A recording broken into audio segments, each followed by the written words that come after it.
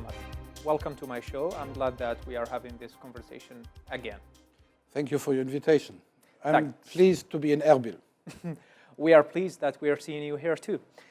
You worked closely with the KRI and also the Iraqi federal government regarding the elections in Kurdistan. I want to ask you why the elections in Kurdistan is significant for you. I have actually worked very much in the background. I know that. That's why. And I have very much worked with the UN, particularly with Janine Plaschaert, who unfortunately has left us. Why is this important? Well, the European Union focuses and concentrates, not only at home, but in particular in foreign policy, very much on democracy. And what we see currently in the Kurdistan region is the existence of a government, as good or bad it may be, but a government that has no democratic legitimacy. You do not even have a parliament and assembly. And the other way around would actually even better, to have a parliament but only an acting government.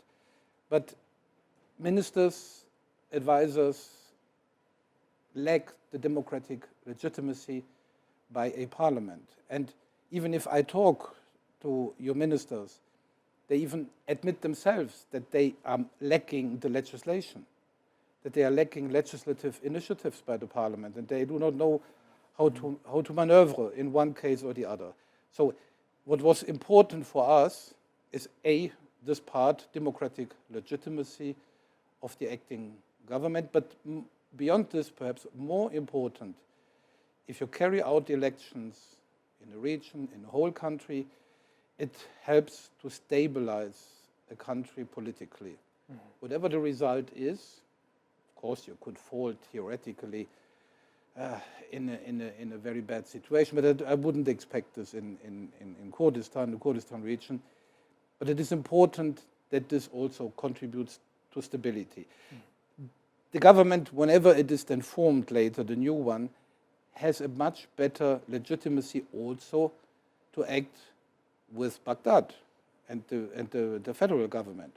Yeah? So legitimacy and stability were, for me, the driving arguments to push for this. So that's why when the president of Kurdistan announced a new date for the election, you tweeted, political decisions in Kurdistan will go again, total legitimacy. Exactly. Do you have a plan to monitor the elections as EU? We have no direct electoral observation mission here. There's a very simple reason. It has administrative reasons.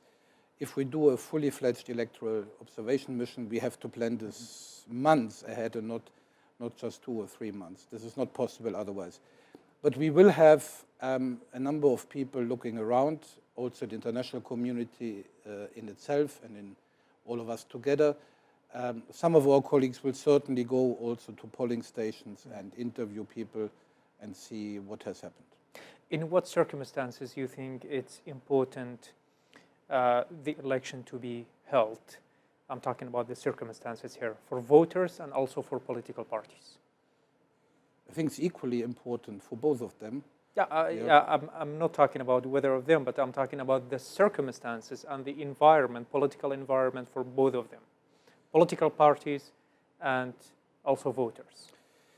My God, you're talking to a European, and for us, the political environment for elections must obviously be that people can vote freely, unimpeded, that they can express their democratic wish. That on the other hand, politicians who run for elections, and I know you have hundreds now of candidates for the various parties running, that they also can do their campaign freely, unimpeded. You may remember we had cases recently in Europe where people campaigning were attacked, physically attacked in pedestrian zones in Germany and France. And that cannot be the case. Yeah? So the circumstances must be absolutely free, unimpeded, fair, and that everybody can express the political will he or she wants on both sides. Will you also monitor media coverage during the election as EU? We will definitely have a look at this, yes. Okay. That was my questions about questions. EU's projects now in Kurdistan specifically, what do you focus on? we have a number of areas where we work with Kurdistan through the government in Baghdad. You know, we have a kind of a policy that is all Iraq programming. So we have not a very specific program only exclusively for the Kurdistan region. But inside the programs, obviously, we look at this. The main focus currently is on internally displaced people, but also we have programs for social inclusion, social security system, at the broader perspective in the country, and the biggest subject, one of the biggest subjects, anti-corruption. We know that there are institutions already existing, authorities, but what we want to do, and we do it actually also in the next weeks, I'm always saying there may be some single successes here and there, identifying a director general who has been corrupt, who attacked, who got bribe and accepted. What is absolutely necessary is a systematic approach to fight corruption. And that means, first of all, pertinent legislation and the implementation of legislation. We work on this very much, together with the UN, by the way, and there I'm really accelerating at the moment. And that also goes for Kurdistan, for the Kurdistan region, but at the moment also the internally displaced people. The Iraqi government has asked the United States to start withdrawing its troops from Iraq starting next year and end the task of the international coalition. Do you think this is the right time for this?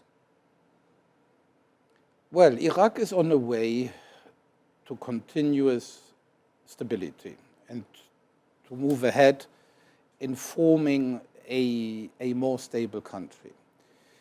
Now, the military and the defense of a country is an essential part of all that.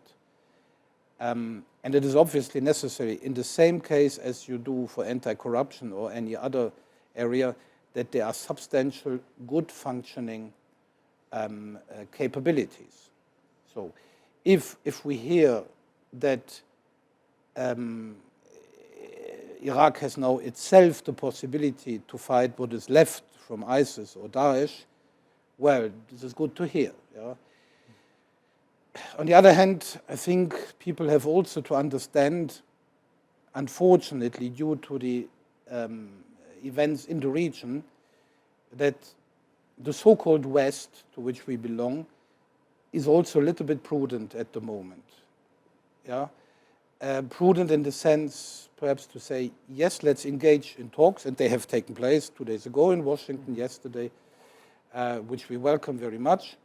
But let's also be prudent, perhaps not to go too fast. Now, the European Union, as you know, is not a military organization. Member states are part of the coalition forces.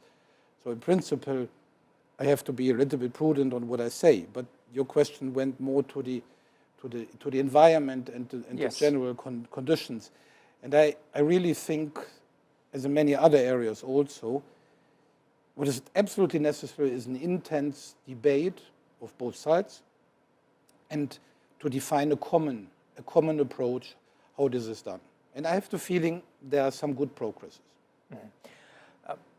We still see activities, attacks by Daesh in Syria and in Iraq, and recently we see more news about these kind of attacks, whether it's from ISIS or the Iraqi army attacking ISIS pockets. Do you think that ISIS is still posing a threat to Iraq? Well, it's the government that is saying we still have some remnants here and there. The government is concluding, but we can fight them ourselves. So the answer is actually given by that. You will not have eradicated these forces completely yet. Yeah? What we're also looking at is, may not be a surprise, is whether in certain areas there is again a resurge of radicalization. And we think we have all to be very careful. And I see that the government in Baghdad is also doing this, careful that not more radicalization is taking place again. For example, in camps. Yeah? And that is a point that we have to look at all together. And to be careful that this is not resurging again, because you may be able to fight some remnants, but there's still, if there are new coming up, Yes. then we have a circle that is vicious. Yeah. Few days ago, 1,200 ISIS fighters were released by the SDF, Syrian Democratic Forces. I'm sure you're aware of that. Do you think that such a step is a threat to what you just mentioned, this circle of re-emergence again? Difficult to say. Really difficult to say. For example, first of all, it's happening in Syria. Now I know this is your neighbor and this is not far away. Again, if there is a good monitoring taking place of what is happening in the country by military forces, by Secret Service, by all the law enforcement agencies, I think that can be managed. Regarding Kirkuk, it's an area where I think UN and also EU countries, I'm not sure about now, but in recent years, they were pretty much putting focus on that city because it's significant to Iraq, to Kurdistan, and it's a disputed area. The political parties have failed to appoint a government in the last 7 months. There's no consensus between the different ethnic groups. As EU, how do you monitor that? Well, monitor is perhaps not the right expression. Have you engaged in any talks with the political parties? We are, but not in public. Mm-hmm. We are not in public. Yes, you're saying it in a way. It is actually little Iraq in a microcosmos, if I can say it like this.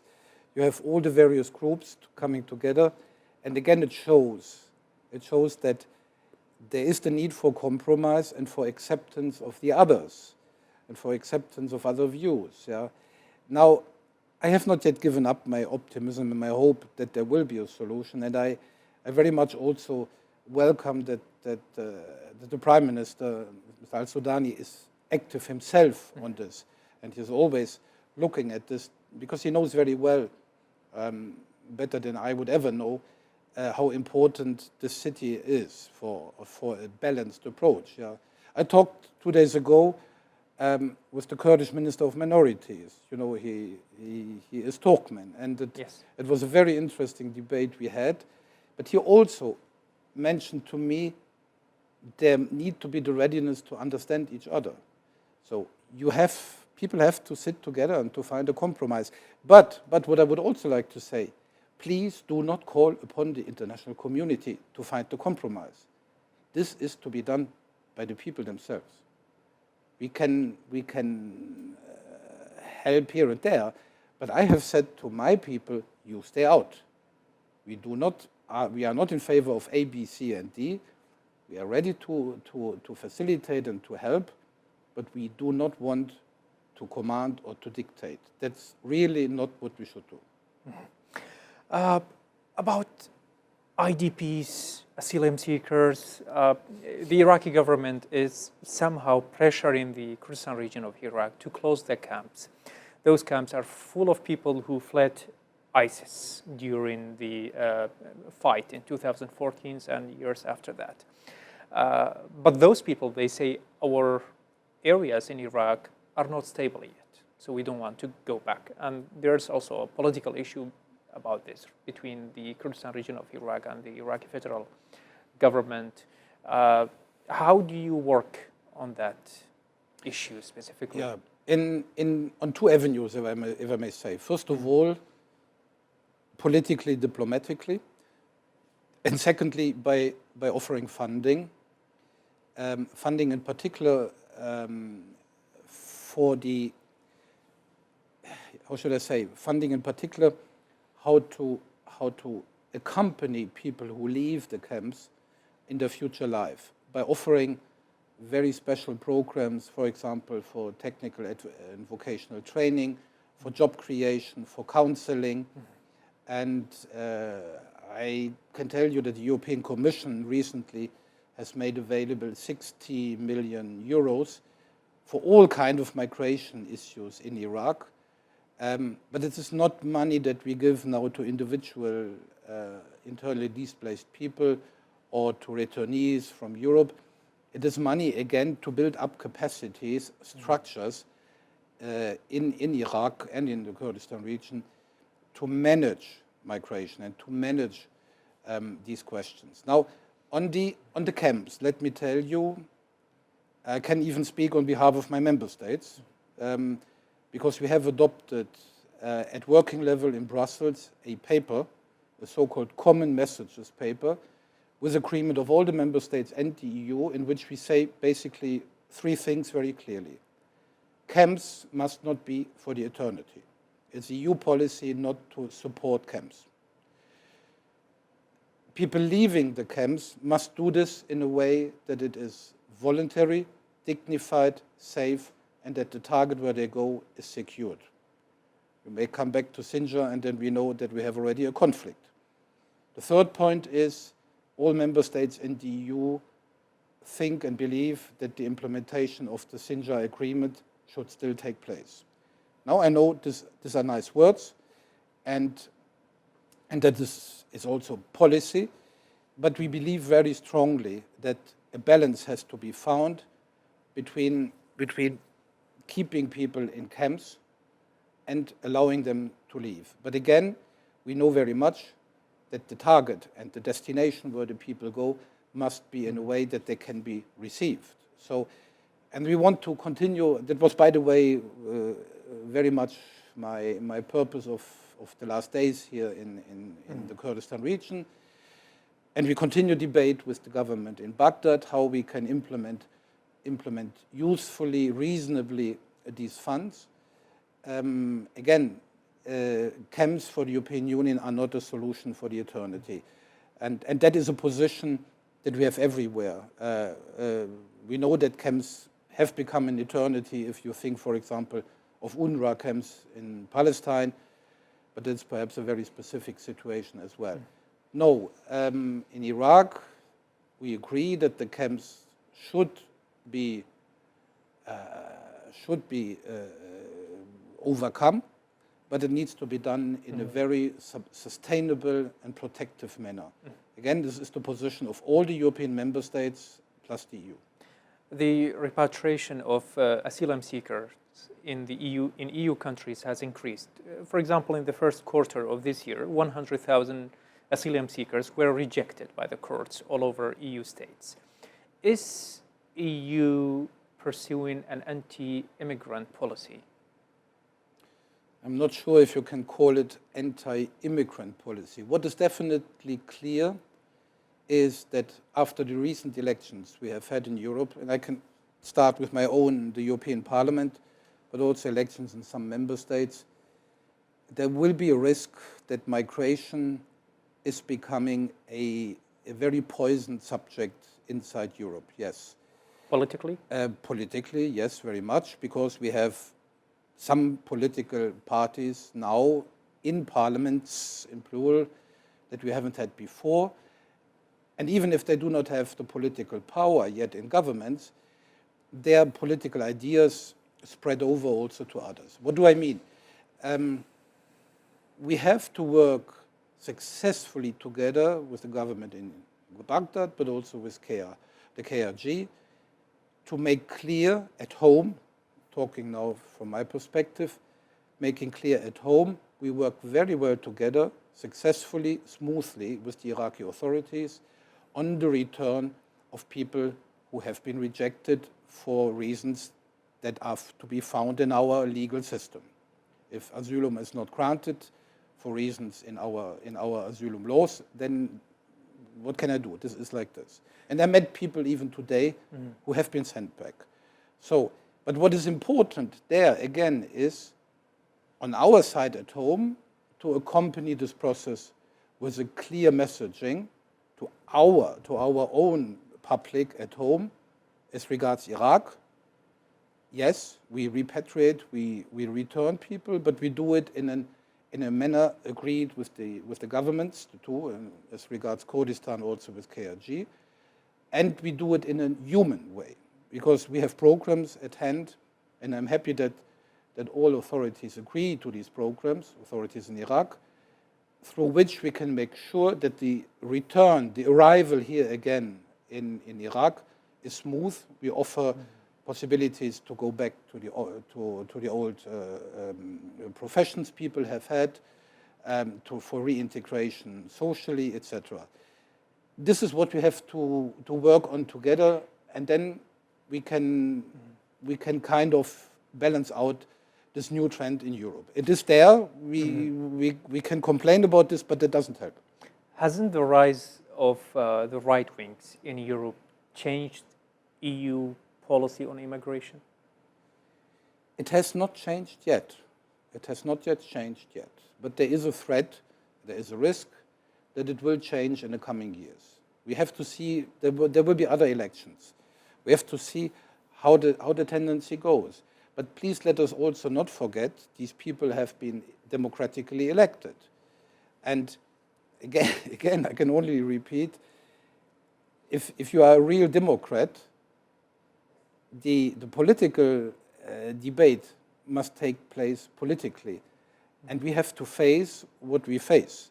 And we have to convince and we have to work together. I'm fully convinced that if also in relation to other countries, but now we talk about Iraq, if we manage to have a convincing policy from our side in Brussels and in Strasbourg as regards the Parliament, from your side here, then the attacks cannot be successful. You have a policy in place now regarding immigration, repatriation, and everything else. How well the Iraqi government is cooperative with you in this? I must say I'm quite satisfied. Nothing is perfect in life. We try to improve here and there. We will have to discuss much more the situation of internally displaced people. We will do this. But I have recently found an open door policy in regarding these questions. By the way, also here in the last days, also by certain opposition parties I have met. I did not only meet members of the KRG, I met also opposition parties. I feel that there is a big openness for debate and to see how we can do it very well. You may be surprised, but at the end of the day, this is much more a technical rather than a political question. It is an administrative question. How do we identify the weak spots where, and how do we? I said the other day we will be perhaps have to be like a surgeon who has to inject the medicine at the right place, meaning the funding, meaning the political advocacy. But the cooperation is all in all fruitful and understandable. Again, on some on some details we may have diverging opinions, but that is to be discussed. Is there any data about the number of Iraqis, asylum seekers, Iraqis in European Union states? There are no, if you mean ceilings or something like this, no. No. There are discussions in some member states, yes, to put ceilings. But in principle, this would be against the principle guarantee by our constitutions of what asylum is. I meant, is there any idea about the number of asylum seekers who are from Iraq in European states now? No. Okay. About economy, I saw a tweet of you a few days ago. The Iraqi Chamber of Commerce, and this was by an initiative by you with its counterpart in the European Union. They had a protocol, an agreement. What's the detail of that, and what will be the reflection of that agreement on the trade between EU countries and Iraq? Yeah. First of all, this agreement is to be seen in our bigger framework that we want, and we have been asked by the government to help on private sector development. We think that that in Iraq the part of the public service is by far much too big. This is all fine as long as the revenues by your state budget, where they come from, they do come from, you know what I mean, the oil revenues.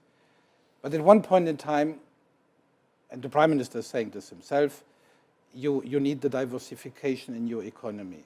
We have made excellent experience in Europe with small, medium-sized companies, with small, medium-sized traders, entrepreneurs. Now, these two organizations are exactly doing this.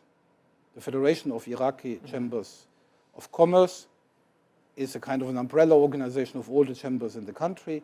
They know exactly where traders, companies are located, with which capacity or not. The same applies to Euro chambers. They have a network of 40 countries, it goes beyond the 27. And the idea is that these two organizations now share the networks and help out and share information where could be trade cooperations and where could be working together. That leads also to investments at the end of the day.